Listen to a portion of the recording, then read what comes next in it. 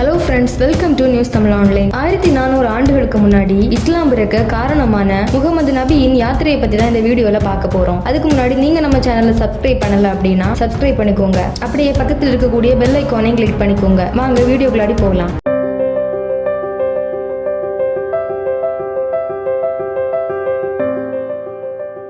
மதங்களுக்கு எப்பவுமே தங்களோட தோற்றம் பத்தின கதைகள் ரொம்ப முக்கியமா இருக்கு. இஸ்லாம் மதத்தை பொறுத்த வரைக்கும் அதோட ஆரம்பம் முகமது நபியும் அவரோட மக்களும் மெக்காவிலிருந்து மதீனாவுக்கு போன ஹிஜ்ரான்னு சொல்ற அந்த காலம் தான். இந்த ரெண்டு ஊருமே இப்ப இருக்கிற சவுதி அரேபியால தான் இருக்கு. மெக்காவிலிருந்து மதீனாவுக்கு போறதுக்கு 500 கிலோமீட்டர் தூரம். அந்த பயணத்தை முடிக்க அவங்களுக்கு 12 நாள் ஆச்சு. அந்த சமயத்துல முகமது நபி மக்கள் கிட்ட ஒரு மரியாதைக்குரிய மத தலைவரா உருவாகி இருந்தாரு. அவரை அல்லாவோட தூதரா மக்கள் நம்பினாங்க. யூத மதத்திலையும் கிறிஸ்தவ மதத்திலையும் நிறைய மாறுதல்களை கொண்டு வந்த முகமது நபி நிறைய கடவுள்களை வழிபடுற மக்களை எதிர்த்தும் வந்தாரு. கொள்கையில ரொம்ப உறுதியா இருந்த முகமது நபி மதீனாவில இருந்த முக்கியமான தலைவர்கள் கூப்பிட்டதுனால அந்த நகரத்துக்கு போக முயற்சி பண்ணாரு. அவர் அந்த ஊருக்கு போன சமயத்துல அவருக்கு 50 வயசுக்கு மேல. அது மட்டும் இல்லாம கிட்டத்தட்ட 1400 வருஷத்துக்கு முன்னாடி இந்த ஹிஜ்ரான்னு சொல்ற இடப்பெயர்வு நடந்துச்சுன்னு கிரிகோரியன் கேலண்டர் சொல்லுது. அப்போ மெக்கால இஸ்லாமியர்களை ரொம்ப கொடுமைப்படுத்திட்டு இருந்தாங்க. அங்க நிறைய சண்டை சச்சரவு வன்முறை எல்லாம் இருந்துச்சுன்னு மானுடவியலாளர் பிரான்சி ரோசி காம்போஸ் பர்போசா சொல்றாரு. அவர் இன்னும் என்ன சொல்றாருன்னா,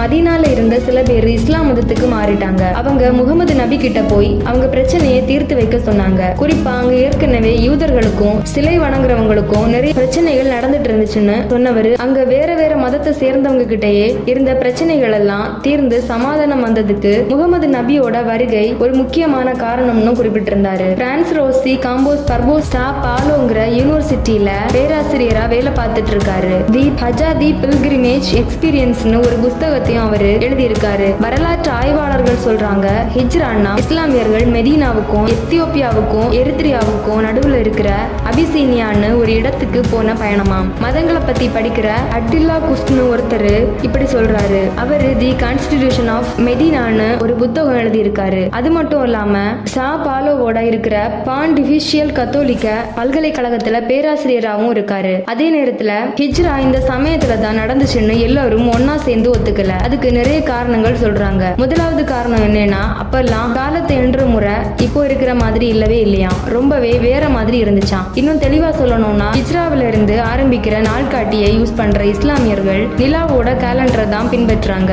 அது இப்ப நிறைய பேர் யூஸ் பண்ற கிரிகோரியன் நாள்காட்டியை விட சுத்தமா வேற. கிரிகோரியன் நாள்காட்டி வந்து 440 வருஷம் தான் ஆகுது. அதுக்கு முன்னாடி அதுல இருந்த தப்புகளை சரி பண்றதுக்காக அப்பப்ப நிறைய மாற்றங்கள் பண்ணிக்கிட்டே இருந்தாங்க. அதனால தான் இந்த நாட்காட்டியை வச்சு சரியா எந்த வருஷம் மாசம்னு சொல்றது ரொம்ப கஷ்டமா இருக்குன்னு சொல்றாங்க. அதுவும் ரொம்ப நாளா இந்த விஷயம் எல்லாம் காது வழியா கேட்டு தெரிஞ்ச கதையாவே இருந்துச்சு. ஒருத்தர் இது இந்த தேதியில நடந்துச்சுன்னு சொன்னா இன்னொருத்தர் இல்ல இல்ல இது வேற தேதியில நடந்துச்சுன்னு சொல்லுவாங்க. இதனால தான் இவ்வளவு குழப்பம்னு அட்டிலா சொல்றாரு. 622ஆம் வருஷம் ஜூன் மாசம் 21ஆம் தேதி ஹிஜ்ரா நடந்துச்சுன்னு சில பேர் சொல்றாங்க. ஜூலை மாதம் 15ஆம் தேதி இல்லைன்னா 16ஆம் தேதின்னு சொல்றவங்களும் இருக்காங்க. இன்னும் சில பேர் செப்டம்பர் மாசம் தான் ஹிஜ்ரா நடந்துச்சுன்னு சொல்றாங்க. ஆனா நம்ம சூரிய நாட்காட்டியான கிரிகோரியன் கேலண்டரை விட சின்ன நாட்காட்டியை வச்சு கணக்கு போடுற இஸ்லாமிய வழக்கப்படி பார்த்தா ஹிஜ்ரா 1444 வருஷத்துக்கு முன்னாடி நடந்துச்சு. ஹிஜ்ரானா என்னன்னு எல்லாருக்குமே ஒரு டவுட் இருக்கும். ஹிஜ்ரான்னு சொன்னா ஒருத்தர் ஒரு விஷயத்துல இருந்தோ ஒரு இடத்துல இருந்தோ விலகி போறதுன்னு அர்த்தம். நம்ம இஸ்லாமிய புனித நூலான குர்ஆன்லயும் முகமது நபி சொன்ன விஷயங்கள்லயும் ஹிஜ்ரானா கெட்டதுல இருந்து விலகி போறதுன்னு சொல்றாங்க. அந்த கெட்டதுன்னா தப்பான விஷயங்களும் நியாயம் இல்லாத கொடுமையான சமூகம்னு அர்த்தம் அப்படின்னு அட்டிலான்னு ஒரு ஆய்வாளர் சொல்றாரு. அதே மாதிரி ஹிஜ்ரானா சும்மா ஒரு இடத்துல இருந்து இன்னொரு இடத்துக்கு போறது மட்டும் இல்லையா, நம்ம மனசையும் ஆன்மீக வழியில கொண்டு போறதுன்னு சொல்றாங்க. கடவுள் வேண்டாம்னு சொன்ன விஷயங்கள்ல இருந்தும் பாவம்னு சொன்னதுல இருந்தும் நம்மள விலகிக்கிறது தான் இஸ்லாமியர்கள் செய்யற உண்மையான புலம்பெயர்வுன்னு அட்டிலா சொல்றாரு. நீதி இல்லாத எல்லாரையும் சமமா நடத்தாத மத்தவங்க கருத்தை மதிக்காத ஒரு சமூகத்தை ஒழிக்கிறது தான் ஹிஜ்ராவோட உண்மையான அர்த்தம்னு அவர் சொல்றாரு. இதுல ஒரு முக்கியமான விஷயம் என்னன்னா, நம்மளோட பழைய காலத்துல நிறைய மதங்கள் உருவானதுக்கு இந்த மாதிரி இடம்பெயர்தல்களும் ஒரு காரணமா இருந்திருக்கு. மோசஸ் தன்னோட மக்களை எகிப்தில இருந்து காப்பாத்தி கடவுள் வாக்கு கொடுத்த இடத்துக்கு கூட்டிட்டு போனாருல்ல, அதுவும் ஒரு விதமான இடம்பெயர்வு தான். யோசேப்புன்னு ஒருத்தர் பெத்லஹேம்ல நடந்த ஒரு கணக்கெடுப்புல தன்னோட பேரை பதிவு பண்ண போனாரு. அதனால தான் இயேசு கிறிஸ்து அங்க பிறந்தாரு. அப்புறமா அவர் மதத்தை பத்தி பேசுற ஒருத்தரா மாறி நிறைய இடங்களுக்கு போனாரு. அதே மாதிரி சித்தார்த்த கௌதமர்னு ஒருத்தர் தன்னோட 29 வயதுல அரண்மனை வாழ்க்கையை விட்டுட்டு ஒரு துறவி மாதிரி ஊர் ஊரா சுத்த ஆரம்பிச்சாரு. அவர் தான் பின்னாடி புத்தரா மாறினாரு. புத்த மதம் வரதுக்கு அவர் தான் காரணம். பிரான்சி ரோசி பர்போசா என்ன சொல்றாருன்னா, மதங்களுக்குள்ள நிறைய ஒற்றுமைகள் இருக்கு. முக்கியமா கஷ்டத்துல இருந்து மீண்டு வர மக்கள் தங்களுக்கு பிடிச்ச மதத்தையும் ஆன்மீக வழிகளையும் தேர்ந்தெடுத்துக்க நல்ல வழிகளை அவங்களே கண்டுபிடிச்சிருக்காங்கன்னு சொல்றாரு. துன்பப்படுத்துற மக்களுக்கு கடவுள் காட்டுற ஒரு அடையாளமா தான் மக்கள் இதை பாக்குறாங்க. எல்லா மதத்திலையும் இருக்கிற புனிதமான புத்தகங்களும் இதெல்லாம் சொல்லுது. குர்ஆனுக்கு முன்னாடி இருந்த தோரா, பழைய ஏற்பாடு, தாவீதோட சங்கீதங்கள் இதையெல்லாம் நம்புறது இஸ்லாத்துல ரொம்ப முக்கியம். ஏன்னா இது எல்லாத்துலயும் நிறைய முக்கியமான விஷயங்கள் இருக்குன்னு சொல்றாரு. இஸ்லாமிய மக்களை பொறுத்த வரைக்கும் முகமது நபி மக்காவில இருந்து மதீனாவுக்கு போனதுதான் இஸ்லாமிய கலாச்சாரமும் நாகரிகமும் உருவாக காரணமா இருந்துச்சுன்னு அட்டிலா குஸ் சொல்றாரு. ஹிஜ்ரா நடந்த பிறகுதான் பல மத அடையாளங்களை நாம பிரிச்சு பார்க்க முடிஞ்சது. அது ஒரு கடவுள் வழிபாட்டுக்கும் நிறைய கடவுள் வழிபாட்டுக்கும் இருக்கிற வித்தியாசத்தை நல்லா காட்டுச்சு. குறிப்பா ஒரு கடவுளை மட்டும் கும்பிடுற இஸ்லாமியர்களை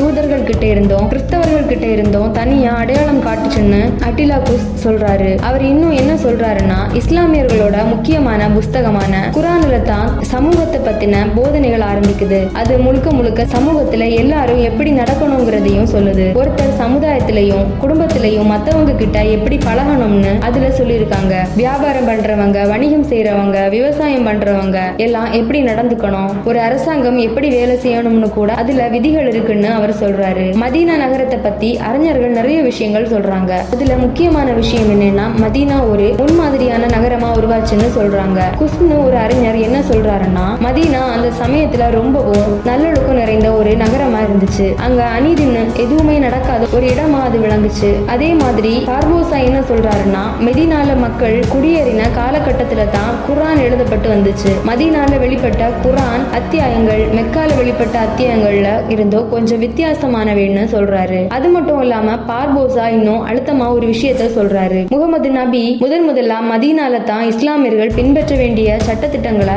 ஒரு அரசியலமைப்பா உருவாக்கி ஒரு அரசாங்கத்தை அமைச்சாரு. அதனால தான் ஹிஜ்ரா யாத்திரைங்கிறது ஒரு முழுமையான இஸ்லாமிய சமூகத்துக்கான தொடக்கமா பார்க்கப்படுதுன்னு சொல்றாரு. இந்த அரசியலமைப்புல இஸ்லாமியர்கள் அவங்க வருமானத்துல இருந்து ஒவ்வொரு வருஷமும் அவங்க சமூகத்துக்கு கொடுக்க வேண்டிய பங்களிப்புகள், ஒவ்வொரு வருஷமும் கடைபிடிக்க வேண்டிய விரதங்கள், அப்புறம் தினமும் செய்ய வேண்டிய தொழுகைகள்னு எல்லா விதிமுறைகளும் அடங்கும்னு சொல்றாங்க. இதுல நிறைய விஷயங்கள் ஏற்கனவே மெக்கால நடந்துட்டு தான் இருந்துச்சு. ஆனா மதீனாவுக்கு வந்த பிறகுதான் இது எல்லாமே ஒரு முறையான திட்டமிடலோட நடைமுறைக்கு வந்துச்சு. மத ரீதியா இது எல்லாமே நிறுவப்பட்டது மதீனால தான் பார்போசா சுட்டி காட்டுறாரு. அந்த காலத்து மதீனா சமூகத்துல மக்களாட்சி கருத்துகள் இருந்ததாகவும் குஸ் சொல்றாரு. என்னை பொறுத்த வரைக்கும் இஸ்லாம் மதத்துக்கும் மக்களாட்சிக்கும் இருக்கிற தொடர்புக்கு ஹிஜ்ரா யாத்திரை ஒரு அடையாளமா அமைஞ்சிருச்சுன்னு அவர் சொல்றாரு. மதீனாவோட அரசியல் சாசனம் கிறிஸ்தவங்க, இஸ்லாமியருங்க, யூதருங்க, அப்புறம் அரேபியருங்கள்னு எல்லா தரப்பு மக்களோட சார்பிலையும் கையெழுத்துக்கான ஒரு ஆவணம். இது அங்க மதங்களுக்குள்ள இருந்த ரொம்ப பலமான நட்பை காட்டுது. 622க்கும் 624க்கும் நடுவுல இந்த அரசியல் சாசனங்கள் எழுதப்பட்டிருக்கலாம்னு அட்டிலா